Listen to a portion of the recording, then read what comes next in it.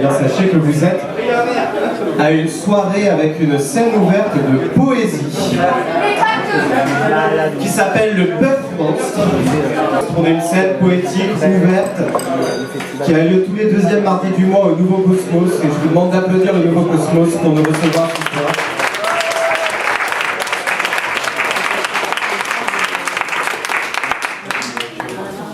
Pour ouvrir cette scène, on va rester en famille et je vais vous demander d'accueillir chaleureusement Célia.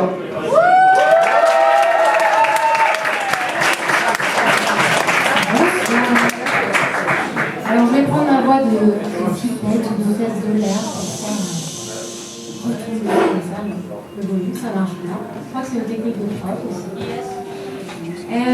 Est-ce que vous êtes prêts à vous envoler ce soir avec le Bœuf Monstre, à décoller? Alors avant de commencer, une petite question, un petit sondage. Qui ici pense pouvoir faire atterrir un avion s'il y a besoin?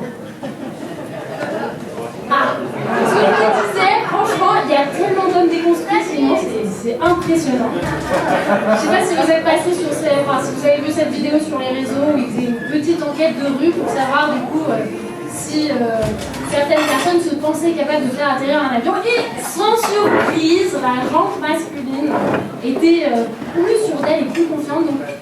Donc, ce texte est dédié à ces hommes sûrs d'eux, prêts à faire atterrir un avion. Du coup, je m'en excuse aussi si jamais je blesse certains d'entre eux. Il faudra le prendre avec nous. Le ciel bas s'étirait en nuages au pelage noir, annonçant un mauvais lundi. À croire que la météo se plaisait à aviser les travailleurs et travailleuses que le bon temps était terminé et qu'il fallait retourner courber le dos sous les averses et le patronat. Pourtant, ce matin-là, Albert ne faisait pas attention aux gouttes qui s'écrasaient contre les vitres de l'aéroport Roissy-Charles de Gaulle. Il était en vacances pour une semaine, destination mer et soleil, et son job de consultant en organisation du management relationnel tournerait bien pour lui. Il était arrivé très en avance, au cas où il serait ralenti au bagage, à la douane ou à la sécurité, étape qu'il avait finalement passée avec la facilité et l'assurance d'un homme blanc dans la cinquantaine. Il était désormais installé dans la salle d'embarquement face à la grande baie vitrée qui lui permettait d'observer les avions décoller. Quelle merveille de l'humanité! Une invention capable de défier la loi de la gravité, de survoler mer, montagne et désert à la vitesse de 900 km/h pour seulement quelques milliers de litres de carburant. Albert avait une foi absolue dans ces machines. L'homme les avait créés comme Dieu lui-même créa l'homme. Rien ne pouvait arriver, ou alors dans 0,001% des cas, des statistiques d'accidents encore plus faibles que le train, ce tas de ferraille qui se contente de suivre des rails sans même prendre un peu de hauteur avec le plancher des vaches. C'est donc d'un pas assuré qu'Albert entra dans l'avion, ému de respirer l'air bientôt pressurisé de l'appareil. Il remonta la grille au rythmement d'un jeune marié jusqu'au siège 17A, collé contre le hublot et le dossier du rang précédent, son salaire ne lui permettant pas encore d'acheter un ticket en business malgré ses 30 ans de carrière. Ladies and gentlemen, good morning and welcome aboard. Please fasten your seatbelt and listen to the safety instructions. The captain and all the crew wish you a pleasant flight. Albert se fendit d'un bâillement nonchalant, ignorant la pantomime grotesque et inutile de hôtesse de l'air. Il coula plutôt un regard condescendant vers sa voisine directe, les ongles déjà bien entamés par le stress et la gorge serrée par le spectre pâle de l'angoisse, tandis que l'avion continuait sa longue traversée de piste, les roues encore accrochées à l'asphalte. Soudain, il y eut ce moment suspendu de silence, comme si la lourde carcasse s'immobilisait un instant pour reprendre son souffle avant l'envol. Puis, Albert se retrouva plaqué contre son siège par une puissante vague d'énergie. Il esquissa un sourire de plaisir et une voix enfantine envahie, tandis qu'il regardait le sol s'éloigner sous un angle improbable. Le ping, autorisant à détacher les ceintures, annonça la fin du décollage, et le bruit du moteur se transforma en doux ronronnement, bientôt suivi des ronflements d'Albert, serein et détendu au milieu du ciel et des nuages. Il rêvait qu'il avait lui-même deux ailes de métal, Picard moderne et plume impérissable. Il volait au-dessus d'un soleil inoffensif dans un noyau baleine de montée en chandelle et de Le haut du bas. Ladies and gentlemen, we are currently experiencing turbulence. Please return to your seat and fasten your seatbelt.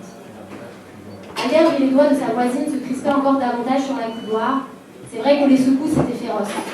On en avait presque des papillons dans le ventre, comme lorsqu'il avait fait un saut en parachute pour ses 40 ans, le dernier cadeau qu'il avait reçu de la part de sa femme et de ses enfants, à qui il s'était efforcé de cacher la panique qu'il avait prise lorsque la porte du petit appareil s'était ouverte. Et que moite de terreur froide, il avait dû sauter dans le vide, son cœur se décrochant jusqu'à sa vessie déjà pressée par le stress, quelques gouttes humidifiant le fond de son pantalon.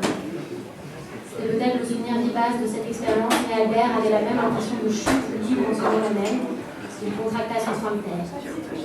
Ladies and gentlemen, mesdames et messieurs, don't panic. Les pilotes ne répondent plus. We need someone to land the plane. I repeat. Est-ce que quelqu'un peut faire atterrir cet avion? Deux personnes. Il aurait dû avoir des cris d'horreur, des hurlements de désespoir ou de colère, le déclenchement d'un chaos brusque où chacun se serait mis à jurer, pleurer, menacer, implorer dans des postures de repli ou de fuite, mais seul un silence abasourdi composé de quelques pleurs étouffés se fit entendre. I repeat. La fin de la phrase s'étrangla dans le micro. Soudain, un bras s'éleva parmi la foule des passagers consternés. Je peux le faire. Albert en était sûr. Il saurait sauver ces gens.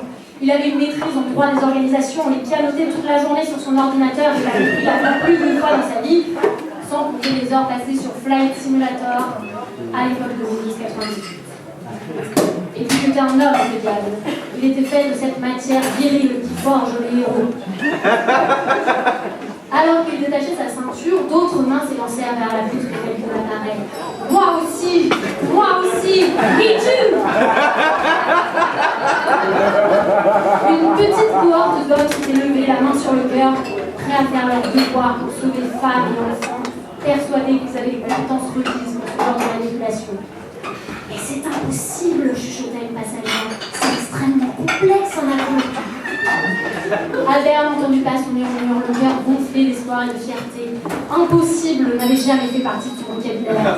Déjà, il lui semblait entendre résonner à ses oreilles les notes graves et patriotiques de la Marseillaise, comme la bande son de la victoire indolente.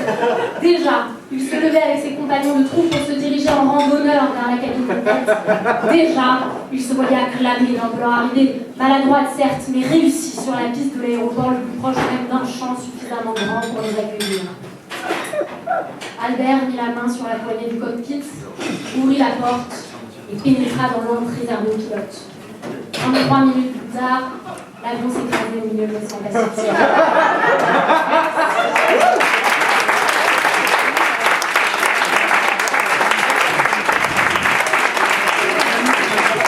C'est la Christophe Colli.